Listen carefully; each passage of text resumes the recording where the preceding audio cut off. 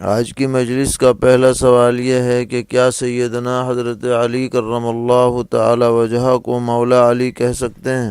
بعض علماء اس سے منع کرتے ہیں، تو صحیح طور پر رہنمائی فرمائیں۔ جواباً عرض ہے کہ مولا کے متعدد معنی استعمال ہوتے ہیں۔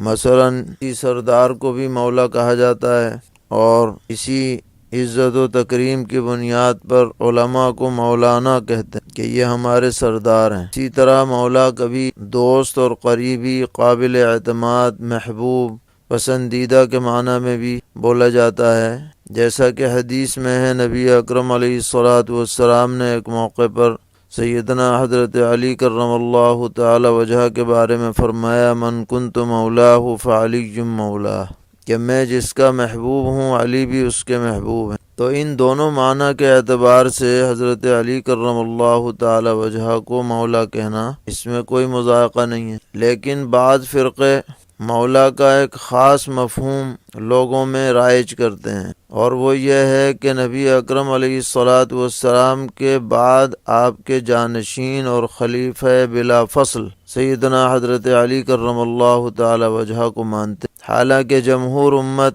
اس بات پر متفق رہی ہے کہ نبی اکرم علیہ الصلاۃ والسلام کے بعد ارباب حل و عقد کی تائید اور اتفاق سے خلیفہ اول سیدنا حضرت صدیق اکبر رضی اللہ تعالی عنہ منتخب ہوئے، اور نبی اکرم علیہ الصلاۃ والسلام نے نامزد کر کے کسی کے بارے میں اپنا خلیفہ ہونے کی بات ارشاد نہیں فرمائی تھی۔ یہ صحیح حوالوں سے یہ بات ثابت نہیں ہے کہ آپ نے کسی کو نامزد کی۔ تو چونکہ مولا کو اس تیسرے معنی میں بھی لیا جاتا ہے، اس سے بچنے کے لیے علماء منع کرتے ہیں کہ مولا علی اس طرح سے نہ کہا جائے تاکہ کوئی اشتباہ نہ رہے۔ سیدنا حضرت علی کرم اللہ تعالی وجہ پیغمبر علیہ الصلاۃ والسلام کے انتہائی چہیتے صحابہ میں ہیں، عزیز ترین شخصیات میں آپ کا شمار ہوتا ہے۔ ان سے محبت رکھنا،